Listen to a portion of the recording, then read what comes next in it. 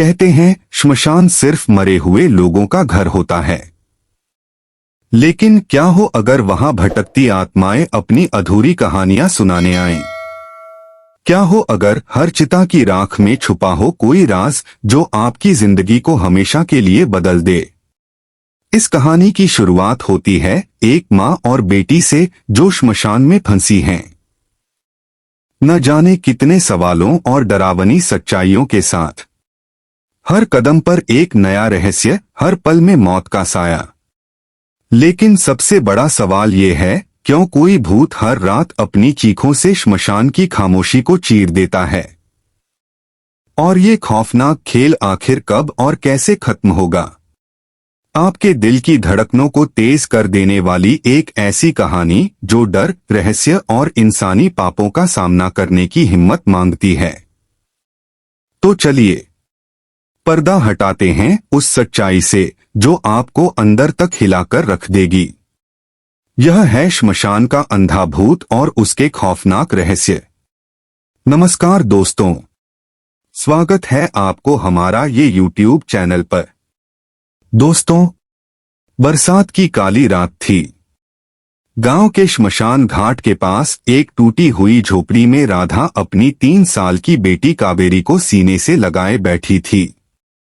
कावेरी बुखार से तप रही थी और राधा के पास न तो दवाई थी न कोई सहारा। पूरे गांव में यह बात फैली हुई थी कि जो भी इस श्मशान घाट के पास रात बिताता है वह कभी वापस नहीं लौटता।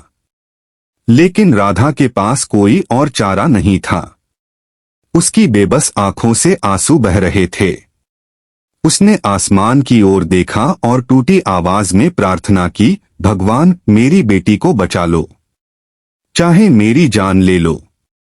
जैसे ही घड़ी ने रात के 12 बजाए, झोपड़ी के बाहर अजीब सी आवाजें आने लगीं। पहले तो लगा जैसे हवा चल रही हो, लेकिन धीरे धीरे वह आवाज किसी के रेंगने की तरह सुनाई देने लगी। राधा ने झरोखे से झांका तो उसका खून जम गया। एक अंधा आदमी जिसके आंखों के स्थान पर गहरी काली गुफाएं थीं, श्मशान की ओर बढ़ रहा था। उसके हाथ में एक टूटी हुई लालटेन थी और उसके पीछे एक घसीटती हुई परछाई। वह राधा की झोपड़ी के पास आकर रुक गया। कौन हो तुम? राधा ने हिम्मत करके पूछा। लेकिन उस आदमी ने कोई जवाब नहीं दिया। उसकी बेजान आंखें सीधे राधा की ओर घूर रही थीं। अचानक वह चीखकर बोला, यह जगह छोड़ दो, नहीं तो तुम्हारी बेटी मुझसे बच नहीं पाएगी। राधा की हालत बुरी थी। कावेरी की हालत बिगड़ती जा रही थी और उस आदमी की चीख ने उसके दिल में डर भर दिया था। वह जानती थी कि श्मशान के बारे में अफवाहें सच हो सकती हैं, लेकिन अपनी बेटी को छोड़कर वह कहीं नहीं जा सकती थी। उसने अपनी बेटी को कसकर गले लगाया और रोते हुए कहा, अगर तुझे कुछ हुआ तो मैं भी मर जाऊंगी। कावेरी की कमजोर सी आवाज आई, माँ मुझे डर लग रहा है। यह सुनकर राधा का कलेजा फटने लगा। तभी झोपड़ी के भीतर अचानक ठंडी हवा का झोंका आया और लालटेन बुझ गई। राधा ने जब फिर से बाहर देखा तो वह अंधा आदमी गायब हो चुका था। झोपड़ी के अंदर अचानक एक अजीब सी रोशनी फैली। उस रोशनी में एक औरत की परछाई दिखी जो राधा के पास आकर बोली, तुम्हारी बेटी का बुखार ठीक हो जाएगा, लेकिन इसकी कीमत तुम्हें चुकानी पड़ेगी। राधा के होश उड़ गए। परछाई धीरे धीरे पास आई और उसने कावेरी के माथे पर हाथ रखा। कावेरी तुरंत शांत हो गई, जैसे कुछ हुआ ही न हो। लेकिन तभी राधा के गले से एक चीख निकली। उसके हाथों पर खून था। औरत की परछाई ने अपनी भयानक आंखें खोलीं और कहा, अब तुम मुझसे बच नहीं सकती। राधा पूरी तरह सदमे में थी। परछाई गायब हो गई, लेकिन श्मशान की ओर से फिर से वही अंधा आदमी दिखाई दिया।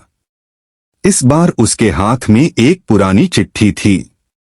उसने चिट्ठी राधा के पैरों के पास फेंक दी और कहा, यह सब तुम्हारे अपने कर्मों का फल है।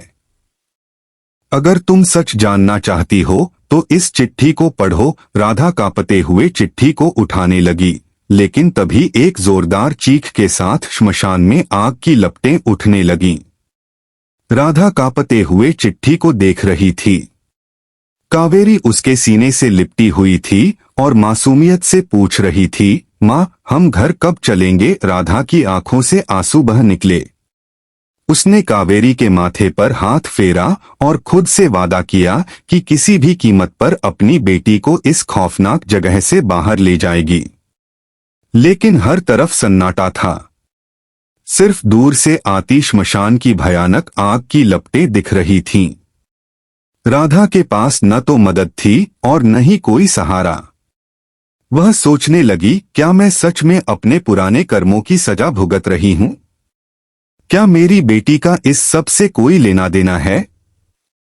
राधा ने कांपते हाथों से वह चिट्ठी उठाई। जैसे ही उसने उसे खोला, एक अजीब सी चीख उसके कानों में गूंज गई। चिट्ठी पर खून से लिखा था, श्मशान की हड्डियां तुम्हारे पापों की गवाह हैं।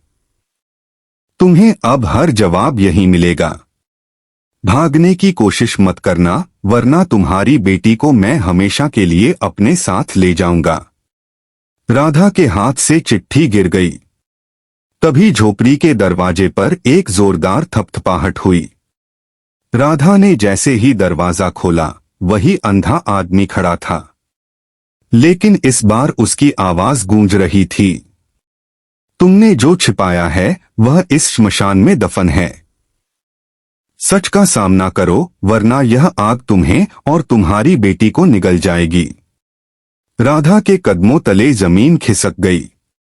उसकी आंखों के सामने पुरानी यादें तैरने लगीं। वह याद कर रही थी वह दिन जब उसने अपने लोभ और लालच के कारण किसी मासूम को धोखा दिया था। वह एक गरीब मजदूर था जो अपनी पत्नी और बेटी को लेकर इस गांव में रहता था। राधा ने उससे पैसे उधार लिए थे, लेकिन वापस करने के बजाय उसे बदनाम कर दिया। गरीब आदमी ने श्मशान के उसी पेड़ से फांसी लगाकर अपनी जान दे दी। उसकी पत्नी और बेटी भी उसी श्मशान के पास भूख से तड़प तड़प कर मर गईं। राधा की आंखों से आंसू बहने लगे। वह सोचने लगी, क्या यह सब उसी आदमी की आत्मा का बदला है?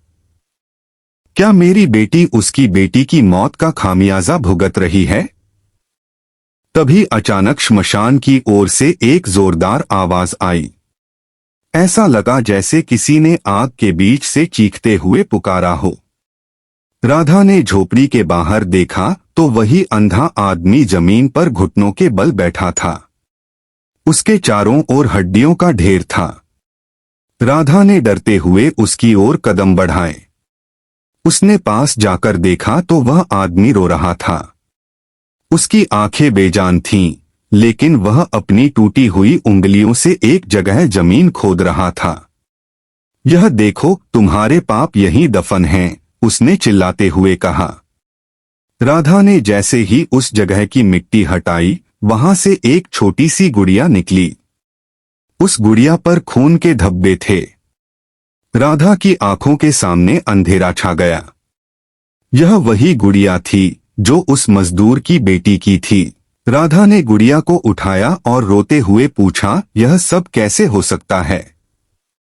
मैंने तो इसे कभी नहीं छुआ था। अंधा आदमी जोर से हंसा और बोला, यह गुड़िया उस बच्ची की आखिरी निशानी है। यह तुम्हारे हाथों तक पहुंच चुकी है, क्योंकि तुम्हारे गुनाहों ने इसे बुलाया है। लेकिन यह अभी शुरुआत है। अब तुम्हें उस पेड़ के नीचे दफन सच का सामना करना होगा। राधा ने पेड़ की ओर देखा जो आग की लपटों से घिरा हुआ था। कौन सा सच? उसने कांपते हुए पूछा। अंधा आदमी गायब हो गया, लेकिन उसकी आवाज गूंज रही थी, तुम्हारे अपने खून का सच। राधा कांपते हुए उस पेड़ को देख रही थी जो आग की लपटों से घिरा था। कावेरी उसके कंधे से लिपटी हुई थी और बुरी तरह डर से थरथरा रही थी। उसकी मासूम आवाज गूंजी, माँ, हम घर चलें। मुझे यहाँ बहुत डर लग रहा है। राधा ने कावेरी को अपनी बाहों में कसकर थाम लिया। उसकी आंखों में आंसू थे और दिल में पछतावा। वह सोच रही थी, क्या मैंने सच में इतना बड़ा पाप किया है कि अब मेरी बेटी इसकी सजा भुगत रही है। कावेरी की सांसें तेज हो रही थीं और उसकी हालत बिगड़ती जा रही थी। राधा ने खुद से कहा, अगर मुझे इस आग में भी कूदना पड़े तो मैं कावेरी को बचाने के लिए यह करूंगी। राधा ने जैसे ही पेड़ की ओर कदम बढ़ाए, श्मशान में अजीब अजीब आवाजें गूंजने लगीं। ऐसा लग रहा था जैसे कोई रो रहा हो। हर कदम के साथ राधा का दिल तेजी से धड़क रहा था। अचानक पेड़ के पास पहुंचते ही जमीन कांपने लगी। उस पेड़ के नीचे से एक चीखती हुई आवाज आई, क्यों आई हो यहाँ? क्या तुम्हें अपनी बेटी से भी ज्यादा अपने पापों की सजा का डर है? राधा ठिठक गई। पेड़ की जड़ों से खून की पतली धार बहने लगी। खून ने जमीन पर अजीब आकार बनाए जो किसी के चेहरे जैसे लग रहे थे। राधा ने डरते हुए पेड़ की जड़ों को छूने की कोशिश की। तभी पेड़ के तने से एक झलक दिखी, वही मजदूर की बेटी जो गुड़िया पकड़े हुए राधा को घूर रही थी। राधा अपनी जगह पर जड़ हो गई। उस मासूम बच्ची की परछाई धीरे धीरे सामने आ रही थी। उसकी आंखें लाल हो चुकी थीं और उसकी आवाज में गुस्सा था। तुम्हें याद है जब मेरी मां मदद के लिए चीख रही थी? तुमने अपनी आंखें फेर ली थीं। मेरी गुड़िया तक को छीन लिया। मेरी मां ने तुम्हारे पैरों में गिरकर भीख मांगी थी, लेकिन तुमने उसकी गरीबी का मजाक उड़ाया। राधा की आंखों से आंसू रुकने का नाम नहीं ले रहे थे। उसने कांपते हुए कहा, मुझे माफ कर दो। मैंने लालच में आकर गलती की। मुझे सच में एहसास है, मेरी बेटी का कोई दोष नहीं। उसे छोड़ दो। लेकिन बच्ची की परछाई चीख पड़ी, तुमने मेरी मां और मुझे मरने दिया और अब तुम्हारी बेटी मेरी जगह लेगी। यही इंसाफ है। पेड़ के नीचे की जमीन फटने लगी और वहां से एक औरत की कंकाल जैसी परछाई बाहर निकली। यह मजदूर की पत्नी थी जिसकी मौत भूख से हुई थी। उसने अपनी उंगलियां राधा की ओर उठाईं और कहा, हमारी मौत का कारण सिर्फ तुम हो। अब तुम्हारी बेटी को भी वही महसूस करना पड़ेगा। अचानक श्मशान की आग और तेज हो गई। कावेरी ने एक जोरदार चीख मारी और उसके शरीर पर सफेद धुंध सी छा गई। राधा ने देखा कि कावेरी के चेहरे पर वही मजदूर की बेटी का चेहरा उभर आया था। मां, मुझे बचाओ! कावेरी की आवाज ने राधा को तोड़कर रख दिया। राधा ने चिल्लाकर कहा, मैं जो भी करूं, लेकिन मेरी बेटी को छोड़ दो। मैं अपनी जान देने को तैयार हूं। परछाइयों ने मिलकर एक जोरदार हंसी लगाई और कहा, तुम्हारी जान अब इतनी सस्ती नहीं।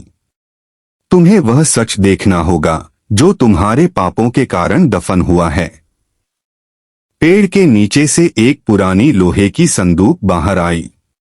संदूक खून से लथपथ थी। राधा को मजबूर किया गया कि वह उसे खोले। उसने जैसे ही संदूक खोली, उसके अंदर से मजदूर की बेटी की सड़ी हुई लाश निकली, लेकिन उसकी आंखें अब भी खुली थीं। उसके हाथ में वही गुड़िया थी। यह मेरी बेटी का बदला है, मजदूर की पत्नी की आवाज गूंजी। राधा का पूरा शरीर पत्थर हो चुका था। तभी संदूक के अंदर से एक और चिट्ठी मिली जिस पर लिखा था, सच जानना चाहती हो तो अगली अमावस्या तक श्मशान मत छोड़ना, वरना तुम्हारी बेटी हमेशा के लिए हमारी हो जाएगी। श्मशान में चारों ओर भयानक चीखें गूंजने लगीं। राधा फूट फूट कर रो रही थी। श्मशान में ठंडी हवा बह रही थी। राधा वहीं जमीन पर बैठी हुई थी। उसकी गोद में कावेरी बेसुध पड़ी थी। कावेरी का चेहरा पीला हो चुका था और उसकी सांसें धीमी हो रही थीं। राधा ने अपनी बेटी को कसकर गले लगाया और जोर जोर से रोने लगी। उसने कावेरी के माथे को चूमते हुए कहा, मैं तुझे कुछ नहीं होने दूंगी। चाहे मुझे किसी से भी लड़ना पड़े, मैं तुझे इन आत्माओं से बचाऊंगी। राधा की आंखों से बहते आंसू इस बात का संकेत थे कि वह अब तक खुद को पूरी तरह बेबस महसूस कर रही थी, लेकिन वह जानती थी कि उसे इस भयानक खेल को खत्म करना होगा। राधा की नजर फिर उस संदूक पर पड़ी जो अब भी खून से लथपथ था। अचानक संदूक के भीतर से किसी के चीखने की आवाज आने लगी। राधा के रोंगटे खड़े हो गए। वह पीछे हटने लगी, लेकिन संदूक अपने आप खुल गया। अंदर वही सड़ी गली लाश थी, लेकिन इस बार उसकी आंखें खुली थीं और वह राधा को घूर रही थी। लाश की आवाज गूंजी, तू यहां से भाग नहीं सकती। तेरे पापों की गूंज इस श्मशान में हमेशा के लिए बसी हुई है। संदूक के अंदर से हाथ बाहर निकला और राधा की ओर बढ़ने लगा। राधा डर के मारे चिल्ला पड़ी। उसने कावेरी को अपनी बाहों में कसकर पकड़ा और जोर से चीखी, मुझे माफ कर दो। तभी संदूक अपने आप बंद हो गया। राधा घुटनों के बल बैठ गई और रोते हुए आसमान की ओर देखा। हे भगवान, मैंने अपनी जिंदगी में बहुत गलतियां की हैं। अगर मेरा मरना ही इसका हल है तो मैं मरने के लिए तैयार हूं, लेकिन मेरी बेटी को छोड़ दो। कावेरी ने अपनी आंखें खोलीं और कमजोर आवाज में कहा, मां, मुझे मत छोड़ना। राधा का दिल टुकड़े टुकड़े हो गया। उसने कावेरी के सिर को चूमा और कहा, मैं तुझे कभी नहीं छोड़ूंगी। लेकिन तभी हवा में गूंजती हुई आवाज आई, अगर तुझे अपनी बेटी को बचाना है तो वह पेड़ तेरे पापों का अंतिम गवाह बनेगा। जा और वहां खुद को सौंप दे। राधा ने कावेरी को झोपड़ी में रखा और पेड़ की ओर बढ़ी। उसके कदम भारी हो रहे थे और उसकी हर सांस डर और पछतावे से भरी हुई थी। जब वह पेड़ के पास पहुंची तो वहां की जमीन से खून उबल रहा था। पेड़ पर दर्जनों आत्माओं के चेहरे उभर रहे थे जो राधा को घूर रहे थे। तभी पेड़ के नीचे से एक बड़ा सा गड्ढा बन गया और उसमें से एक सड़ेगले शरीर की परछाई निकली। वह मजदूर की आत्मा थी। उसने चीखते हुए कहा, यहां तेरे सारे पापों की दास्तान लिखी गई है। अगर तू अपनी बेटी को बचाना चाहती है तो इस आग में कूदकर अपनी जान दे दे। राधा ने अपने आप को समेटा और गड्ढे की ओर बढ़ने लगी, लेकिन तभी पेड़ की जड़ों से अजीब सी रोशनी निकली और वहां एक औरत की परछाई खड़ी हो गई। यह मजदूर की पत्नी थी। उसने कहा, तेरा बलिदान किसी को नहीं बचाएगा, क्योंकि सच इससे भी ज्यादा खौफनाक है। मजदूर की पत्नी ने राधा की ओर इशारा करते हुए कहा, यह सब कुछ तुझसे ही शुरू हुआ था, लेकिन अंत तेरे खून से होगा। तेरी बेटी भी इस खेल का हिस्सा है, पर तू अब जान भी दे दे तो भी इसका अंत नहीं होगा। तुझे वो सच जानना होगा जो तेरे ही घर में छिपा है। राधा की आंखें फटी रह गईं। मेरे घर में? वहां ऐसा क्या है? उसने कांपते हुए पूछा। मजदूर की पत्नी ने कहा, वापस जा और उस संदूक में छिपे राज को पूरी तरह समझने की कोशिश कर। पर याद रख, सच जानने के बाद तेरा परिवार हमेशा के लिए खत्म हो सकता है। श्मशान में हवा तेज हो गई और चारों ओर आग की लपटें उठने लगीं। राधा और कावेरी को बचाने के लिए केवल एक रात बची थी। रात का अंधेरा और गहरा हो गया था। श्मशान में चिता की धीमी लपटें अब बुझ चुकी थीं, लेकिन राधा के मन का भय और भी बढ़ रहा था। कावेरी की हालत और बिगड़ती जा रही थी। उसकी सांसें अब थमने को थीं। राधा ने उसे गले लगाया और कहा, मैं तुझे कुछ नहीं होने दूंगी। तुझे बचाने के लिए मैं अपनी जान भी दे दूंगी। राधा ने मजदूर की पत्नी की बात याद की और जल्दी से अपने घर की ओर दौड़ पड़ी। उसने सोचा, घर में छिपा यह कौन सा राज है जिसने मेरी जिंदगी को बर्बाद कर दिया है। घर पहुंचते ही राधा ने संदूक को तलाशना शुरू किया। उसने अपने पुराने सामानों के बीच एक बंद संदूक पाया जो बरसों से नहीं खोला गया था। संदूक को खोलते ही उसमें से एक पुराना पत्र और कुछ गहने निकले। पत्र पढ़ते ही राधा के पैरों तले जमीन खिसक गई। पत्र में लिखा था, राधा, तुम्हारे पिता ने लालच में आकर उस मजदूर की जमीन और पैसा हड़प लिया था। मजदूर की पत्नी ने जब विरोध किया तो तुम्हारे पिता ने उसे श्मशान में जलाकर मार डाला। मजदूर और उसकी बेटी भूख से मर गए और उनकी आत्माएं वहीं भटकने लगीं। तुम्हारी मां इस सच को जानते हुए भी चुप रहीं। अब इस पाप का प्रायश्चित तुम्हें करना होगा। राधा के हाथ कांप रहे थे। उसने गहनों को देखा जो मजदूर की पत्नी के थे। वह समझ चुकी थी कि उसके पिता के पापों का बदला अब उससे लिया जा रहा है। राधा तुरंत श्मशान की ओर भागी। उसने मजदूर की पत्नी की परछाई को पुकारा, मैं जानती हूं कि मेरे परिवार ने आपके साथ अन्याय किया है। मैं इस पाप का प्रायश्चित करने के लिए तैयार हूं। कृपया मेरी बेटी को छोड़ दें। मजदूर की पत्नी की आत्मा प्रकट हुई। उसकी आंखों में जलता हुआ गुस्सा और दर्द था। उसने कहा, प्रायश्चित केवल तभी होगा जब तुझे अपने पापों का बोझ उठाना पड़ेगा। क्या तू अपनी जान देने के लिए तैयार है?